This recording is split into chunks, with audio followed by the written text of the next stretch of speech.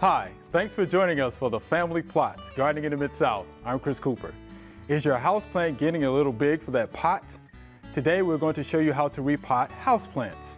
Also, summer is here, and if it does not rain enough, you may need to water your lawn. Today we're going to talk about when and how much to water.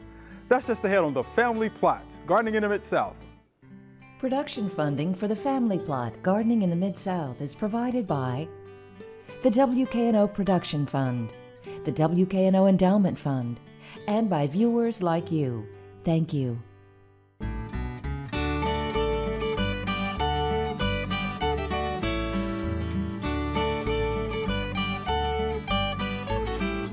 Welcome to the Family Plot. I'm Chris Cooper. Joining me today is Rick Putwell. Rick is the Director of Horticulture at the Memphis Botanic Garden. And Booker T. Lee is here. Booker is a UT Extension agent right here in Shelby County. Thanks for joining us. Glad to be here. Hi, Mr. Rick. We have some house plants that need to be repotted. Yes, sir. Can you help us out, please, sir? Oh, I think I can. And I've been told that they have resided in this very building for 7 years since they were purchased in the very same pots. So that's a testament to the person that cared for them, that they've kept them alive that long. They have been here for a while, that's for I sure. would say that's great. This is a Sansevieria. Okay, a lot of you know this as a mother-in-law tongue. And this is a plant that is very easy to care for, and they like to dry out between waterings. I'm kind of removing some of these old leaves. Let's see what the roots look like. Not bad. Not bad, yeah. Kind of tight. One thing I like to do, especially if the plant's been in a container for a long time, is kind of tease out some of the roots on the edge. And you see the roots are pretty much all on the outside of the ball. And we had selected a pot. Where's the little one? There we go. And this has a drainage hole in it, which it should. Okay. And I'm going to put a piece of broken clay pot. When you break your clay pots, don't throw them away. They're porous, and that's good to cover the drainage hole in the bottom. Cool. Okay. And a lot of times, if the plant's been in a clay pot for a long time, you'll find that the roots have kind of grown around that, and kind of cling to that. It's porous, but it'll keep the soil from washing out. Okay. So these plants usually have a rhizome that grows across, but it couldn't do that because it was kind of restricted. So I think you'll see that it'll get larger. The soil that you want to use is a commercial mix. We buy Fafford mix at the garden, and then we add other things to it, a little bit of pine bark, a little mycorrhiza, a little fertilizer. And you always want to pot the plant about the same depth as what it was growing. This is probably about almost 2 inches larger than this plant, but because it's been in a small pot for so long, I think it needs it. The other thing is you want to pack the soil, but not too hard. Okay, yeah, I was going to ask you about that. I see you packing it in pretty good. So that it'll stay. And then you also want to leave enough room that you can water it. Because if you don't, obviously the water's going to run over the edge of the pot. Okay. So that's pretty much what we need to do. I'm a little worried about this being slightly tippy because the root system's so small. But I think it'll be okay. All right, and then the other thing is when you water it, it's always good to have a saucer underneath. Now this particular plant likes to dry between watering, so my recommendation would be after water it till it runs through in the saucer. All right. If it doesn't reabsorb the water out of the saucer, say in an hour, dump it. Because that's the same effect as if water was over the top of the pot. Okay. Gotcha. All right. This other plant is a croton, and it looks like it's kind of lean toward the light. And I'm amazed it has survived with this tin foil on the pot, but it has. And it's, oh boy. It's been well watered. Well watered, you see that? Okay. That's not a good idea. Not good, huh? No, but it's lived. Okay, these roots are not in as good a shape, but let's just kind of tease it out just a little bit. I think instead of using that big pot, we're going to use a little smaller one just because. You have this one, you have another one. Let's do this one. I'm just afraid that's going to be too large a volume of soil in that one. And Rick, while you have that plant up there, we're looking for nice white fibrous roots, right? Because we always talk about that. You're right, and you're not seeing them because a lot of them have unfortunately rotted away because it has stood in water. That's why you dump the saucer. That's why you dump it, Okay, now this plant is also kind of has an interesting shape like because it kind of leaned toward the light. So we're going to kind of see what we can do with that. I'm going to put a little soil on the back side.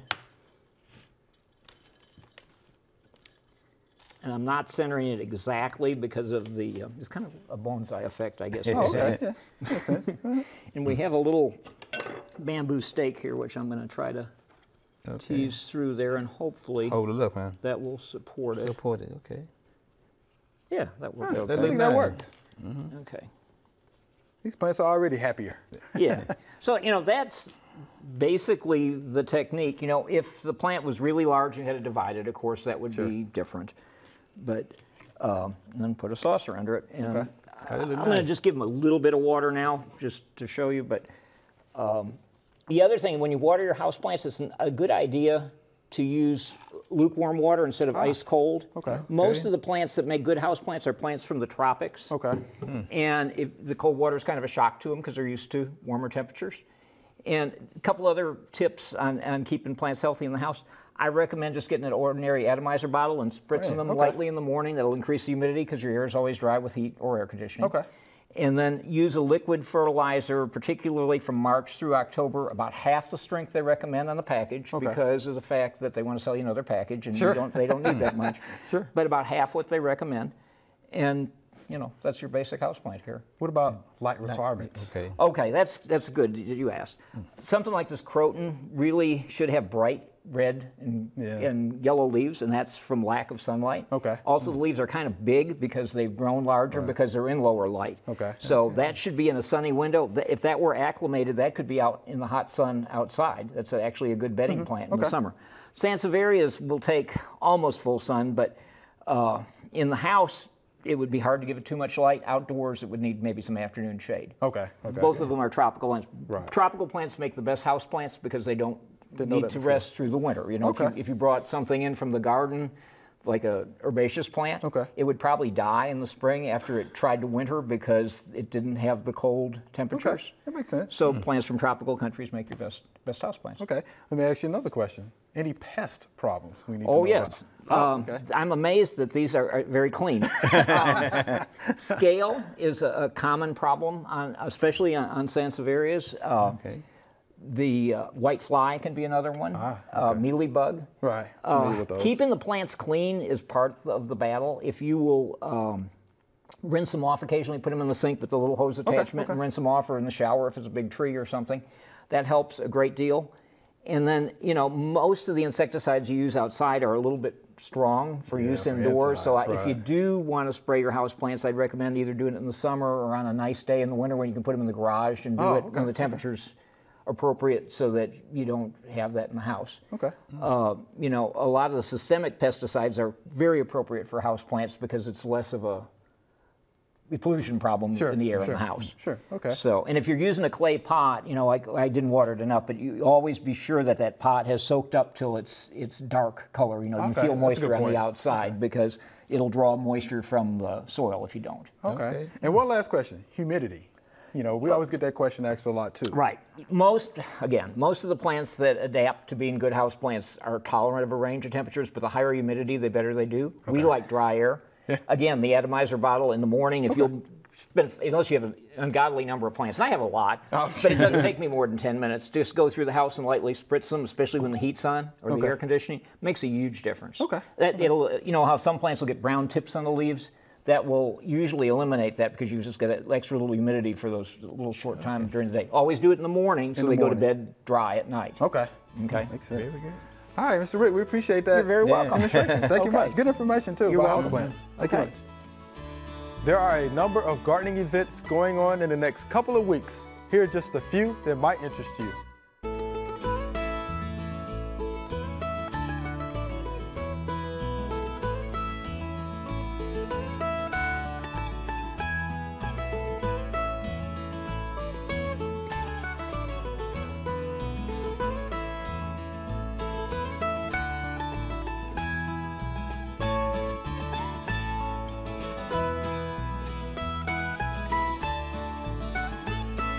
All right, Booker. And Rick, you know Booker's our lawn guy here. I think from a few years. A long time ago, we go way back. That's for sure. Yeah, way. So let's talk a little bit about summer lawn watering. That's very good. We actually have some questions for you today. Okay. And we'll start with the first one. When is the best time to water your lawn? Well, the ideal time and the best time, probably early in the morning time. Okay. A lot of folks go out there in early morning time and water their lawn, probably sometime 3 or 4 or 5 o'clock in the morning. Okay. Early at 6 or 7. You go out there and put your water hose down where you want to water it, and then early that morning you get them cut it on while you go walking or jogging or something. Right. And then you make sure that you have where you want to get on all your other plants too now. Okay. Because a lot of times when you get into our flower bed, it doesn't cause problems. But early in the morning time is ideal time to water your lawn. Okay. So what happens if you water too late though? A lot of times you water too late, it don't have time to dry off. Okay. And a lot of times we have diseases get on our lawn. People wonder why the disease is on my lawn. They probably water late in the evening time, or they water in the middle of the daytime, and a lot of time in the middle of the day, a lot of that water not getting down to the plant. Okay. So you need to water early in the morning to an ideal time because you get more water to the lawn. Okay. All right. Here's a common question. How much water does your lawn need at any given time? Well, most times you need at least about 1 inch of water a week. Okay. You know, you want to make 1 sure inch a week. 1 inch a week. You want to make sure you give it all at one time. A lot of times I see folks out there in the morning time or in the evening time, get a little water hose and just start doing it for about 5 or 10 minutes. Right. And that's really doing your lawn more harm than anything else. Because you want that water to soak down into the soil, probably about 1 inch. 1 inch of good water in a week. Now you have sandy soil, it might need just a little more than that because the sandy soil might drain a little faster and it causes it to dry faster. So you might, most of got clay soil here, it's gonna hold that moisture a long time in there. So by 1 inch of water, we should be good. Okay. Does it matter whether it's a warm season grass or a cool season grass, like whether it's Bermuda, Zoysia, or fescue? Well, most of what we water in our grass, most of warm season grass, Right. because a lot of times your cool season grass, they get enough water, but under a shade tree or something in the summertime, you might want to get a little more water. It's not doing a whole lot of growth doing that, but it's staying still under that shade tree. The roots are pulling that water away from your lawn, Right. so and you need to give it a little more water during the summertime when it's real hot. But in the wintertime, you don't need to water your cool season grass a whole lot. Okay. All right, here's our next question. So what happens if your lawn gets too much water? The two things that happen to get too much water. One of the things that you can call disease problem get on there. You know, about 1 inch of water a week. And sometimes if you got a sprinkler system and it come on, you need to make sure you have a water gauge on that. Because if it rain, you don't want it to come on. So some people have it set anyway. If it rain, it still come on. And that can get that lawn too much water. Okay. And also giving it too much water, you want those root systems sometimes to just kind of get the grass to go kind of dormant dry. They force those root systems down into the ground. If not, you keep getting all that water all the time. They stand really close to the top because they got a lot of moisture right there. But sometimes you just let it go dry for a while and force those root systems down into the ground. Okay. Yeah, and do that in there. So the deeper the roots go, for the most part, the tougher the better grass the going to be. Right. So I don't water my grass now. I used to water my lawn, but I let it nice, well established. And in the summertime, the roots are going down into the ground looking for water. Right. That's why you don't want to shadow water your grass for about 2 or 3 minutes. The roots can come to the top of the soil, and the soil and the heat can kill that grass. I've seen neighbors out there watering their lawn early like that, and they think I know that they're beginning to turn brown.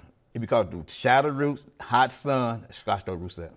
Okay. You got that, Rick? Makes sense. Yes. All right, so here's our next question for you. How can I tell my lawn has 1 inch of water on it? We get that call all the time. How can I tell how can I tell this? I know I want to get 1 inch of water in there. A lot of times you buy they have the cans and things you put out in your lawn at the end of the sprinkler system and put them on probably about both sides of it, depending on what sprinkler you have, and get you a time and put on there and watch it for the first time to see how long and mark that can, make an inch on that can, and mark that can when they get an inch of water in there, you will know then an inch. Then you know how long it took to get that inch. If it took 30 minutes or an hour or whatever, because some sprinklers put out more water than other sprinklers. So y'all depend on the next kind of sprinkler that you have, how long it takes to get that 1 inch of water in there. But yeah, you get you some can put out there, whatever, water gauge or whatever, and try to mix that 1 inch of water in there. Okay. What about using the moisture meter? A lot of people do that. That'd be good to tell when your lawn do need water. You know, you want to do that to test that in there. So yeah, that'd be really good because you don't want in this water time. Like I said a few minutes ago, make sure you have your sprinkler system set from your flower bed. Because a lot of times we see a lot of flower beds dead because they're getting too much water. They got a lot of mulch in the flower bed, holding a lot of moisture in there, and they begin to rot throw plants out.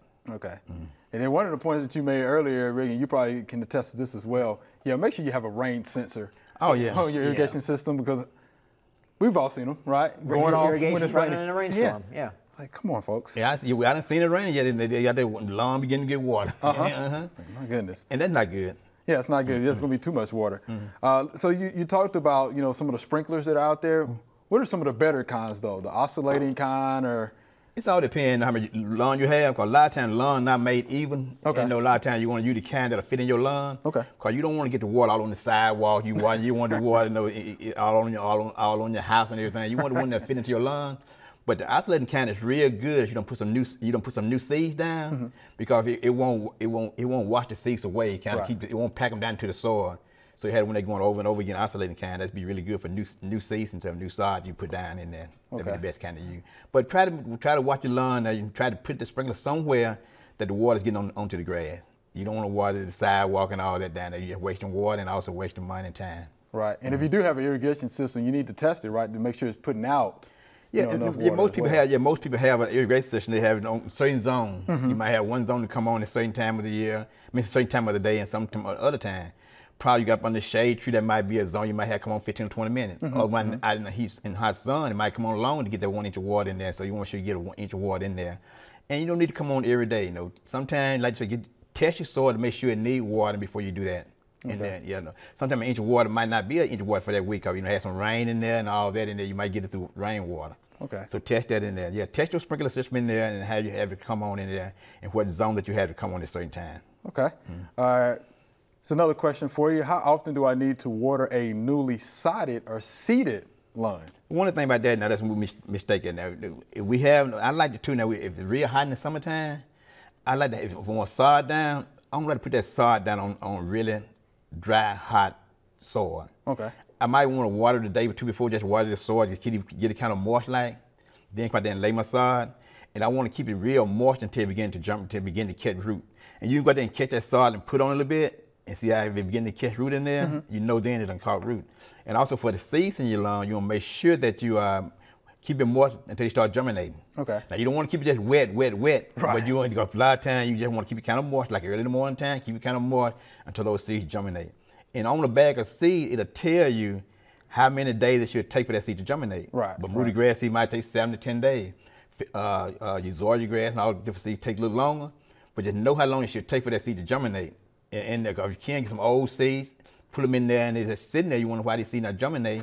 And another thing is, when do you plant those seeds? You know, a lot of times people know when to plant those seeds. But Bermuda grass seed, zoysia seed in May, probably the middle of May. Okay. When the soil temperature get around 70 degrees, not the air temperature, but the soil temperature get around in there. So that, but keep that soil moist, not overwater, keep it moist until it begin to germinate. Right. Because for the most part, seeds start to germinate when they take in water. Correct. Right. Yeah, keep them moist, producing roots and things like that. Keep that moist in there. All right. Well, Booger, we appreciate that information from our lawn guy here. It's great. All right. Thank you much.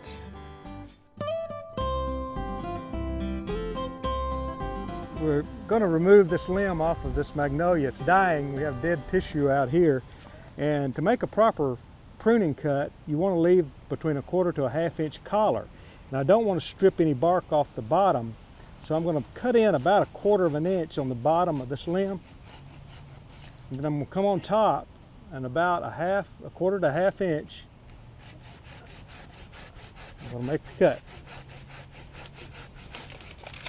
And there we are. You can see the bottom cut here, where I made the bottom cut. I almost didn't go enough. You see how this is hanging, this tissue is hanging here, and I have a little tissue hanging here. If I had not made the bottom cut, when I cut this bark would have peeled all the way down, and that would have created a source of entry for bad organisms. But as it is now, we've got kind of a straight cut here, and we've got a 1/2 to 1/4 inch collar where it can heal. If you cut too close to the trunk of a tree, when it heals, it'll create almost a hole inside the trunk of the tree. This, when it heals completely, should be pretty smooth, and it should be on the outer portion of the trunk of this tree. All right, here's our Q&A session. And Rick, you jump in there and help us out, okay? All right, I'll do it. All right, here's our first viewer email. Comes from YouTube. Okay. What happens if I use 2 or 3 different fungicides at the same time? And this is from Abdul. Again, YouTube. Yeah. So, Book, you want first crack at that one? Well, see here, you don't want to mix things together because it could cause a reaction to certain plant or whatever you have, and it might not one of them off not begin to work good. So I probably waste some time on it before I use 2 different fungicide or herbicide at the same time on there and stuff on there. I would agree. I mean, if you might want to alternate. I would alternate, right? Because exactly. Different resistance or whatever, but I wouldn't use 2 together either. I wouldn't use 2 or 3 together either, Abdul. And my reason is this: it's a waste of money. Because if you use 2 or 3, what if they're in the same class or have the same mode of action? Yeah. Right. And you're just wasting money and wasting product. And then there could also be, phytotoxicity. Yeah. Correct. Not one off. Yeah. I wouldn't use any more than one. Follow the directions. Find the That's red. why they're That's on right. there. Read the label, find that restaurant. Read the label on there. I know some of your bigger, chemical companies are now, introducing more chemistries, Right. into some of their products. But Yeah, I wouldn't. as a homeowner, I did just use one. this one I'll do. And read the label, I do. That's right. Read the label on that. All right. Hope that answers your question. All right. Here's our next viewer email. I recently moved into a high-rise with a 24 by 5 foot balcony. What can I do to grow tomatoes and other veggies on a north-facing balcony? And this is from Dunn. So, Mr. Rick. Ooh, it sounds windy. And it's been windy. Okay, I guess I would definitely cage them or trellis them. Huh? Okay. You're going to That's get what I thought. early morning and late afternoon sun, on the north side. So it'd be worth a try. I don't think the production will be as good as full sun, Okay. but possibly cherry tomatoes because they're a See little that. tougher. Yeah. But I definitely use large containers because they're going to dry out fast up there. Yes, real fast. And check watering daily. Okay. Yeah. Anything you like to add to No, that? that's probably good. No, if you got, like I said, Rick said, they dry out fast in the container. And also, one thing about container, you can kind of move it around a little bit. You can turn around and move to different locations in there. So that's one thing about container in there. Pick out the best spot. You just got the kind best of spot for observe. there. And you can't grow a whole lot, but like tomatoes and pepper probably the only 2 good things that you really grow good on there. Right. We recently talked about hydroponic systems. So I wonder. I think hydroponic, we've messed with that at the garden some, Okay. and we've found that really and truly, even in a greenhouse, that whole greenhouse has to be devoted to hydroponics. If you try to grow plants and soil in the same greenhouse space, it's not as efficient for whatever reason. We found it just didn't work as well. Interesting. So outdoors, I don't know. don't know. I Okay. have my doubts. Okay. Yeah, definitely. I know some people do those towers with the Yeah, those herbs towers and are stuff, popular but now, I yeah. question how effective that is. Interesting. Yeah, I've seen those towers all over town now. All right, so Mr. Dunn, I hope that answers your question there. You have a couple of options. All right. So here's our next viewer email. I have grass growing in my vegetable garden. What kind is it? And this is from Charles in Arlington. As you can see there on the screen, nutsedge. Nutsedge. What do you think about nutsedge? Yeah, a lot That's of what that that is. in a vegetable garden. I don't recommend a whole lot of chemical in vegetable garden because it might interfere with the plant, the vegetable you have in there. If you can just go out, you have too many. I really just go out there and pull it out of there. You can now, but you might. That nutsedge is gonna be tough. You'll be tough. You'll be tough Yeah. now. But what do you maybe use a chemical, something like to just get right on the plant or something, like lots of Roundup or something. Just touch on there. That might help some, but you don't want to get right on your plant though. I think during the growing season, I would smother it with some cardboard Yeah, or that's what I'm something going, and mulch yeah, on yeah, top. yeah, I sure and then would. when the plants are harvested, then attack it with Image or Manage or whatever you're going to That's use. right. That's right. Yeah, Right. that'd be good. Yeah, That that'd would be be good. my take anyway. Yeah, that would be my take as well. I I'll don't put like some do down to like smoke smoking it out. vegetable garden either. No, really like that. So Not if Right. you're going to eat the Yeah, plant. yeah. Anything that's edible for Yeah. the most part, I Yeah, don't like spraying things. Makes me nervous. Right, Yeah. right. I mean, of course, there are some chemicals that you can spray in a vegetable garden. It's actually labeled for vegetables. Sure. Basagran is Yeah. one. Right. And halosaffron is another one. But Yeah, I don't usually leave it yeah, like I like to smother That thing method. just smothered out Yeah. like be good. But you know how tough nutgrass is, though. Oh, it's I mean, pretty, yeah. but it's impossible. an indicator of a lot of moisture. Yes, it is. So, I mean, watch your irrigating. How Yeah, much you and they water. might want to build that soil up so that the level of that garden's a little higher than the surrounding area. Add some amendments to it to bulk it up. All right, Mr. Charles, hope that helps you out there. All right, here's our next viewer email. I have 4 pampas grass plants and they have done well blooming. I did not cut them back during the fall and now they look like they are dying. Should I cut pampas grass back every fall? What do I do to save them? And this is Miss Elizabeth. And Miss Elizabeth, we just happen to have Rick here who can answer that question. So, Mr. Well, Rick. that's a difficult question. Pampas Okay. grass is an evergreen grass. It does not normally die back unless we have a very severe winter. So, and it's kind of a sawtooth edged blade, which is not pleasant to work with.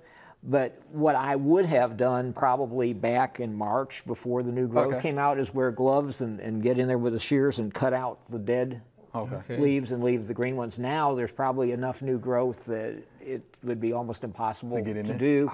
I would give it a shot of fertilizer and keep my fingers crossed and hope for the best. I mean, surely there's some growth there. Okay. If it's not by now, it's toast. Oh, wow, okay. Yeah, she said now they look like they're dying. Yeah, so. not good. I like the information. Not good. I like that because I just put one out two at home and I Yeah. sowed it pamper grass. So, But it's an evergreen grass. I take care of it now. Yeah. I've seen people kill it by cutting it to the ground. I've seen that as well. okay. Yeah. You know, and then there's not enough Yeah. for I've seen that. photosynthesis for it to get restarted. Okay. Wow. So fertilize it and see what happens. That's what I would do. All right, Mr. Elizabeth, you heard it from Mr. Rick himself. So and do wear gloves because you're right. Oh, it'll cut you up. It will cut you. Yeah. Yeah, I've been cut by that before, so it will do that. All right, so Mr. Rick, we're out of time. Thanks for being here today. Okay, enjoy All it. right, thank you. Remember, we love to hear from you. Send us an email or letter. The email address is familyplot@wkno.org, and the mailing address is Family Plot, 7151 Cherry Farms Road, Cordova, Tennessee 38016. Or you can go online to familyplotgarden.com. That's all we have time for today.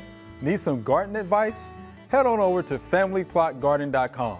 We have hundreds of videos on all sorts of garden topics to help you and your plants be successful this year. Thanks for watching. I'm Chris Cooper. Be sure to join us next week for the Family Plot, Gardening in the Mid-South. Be safe.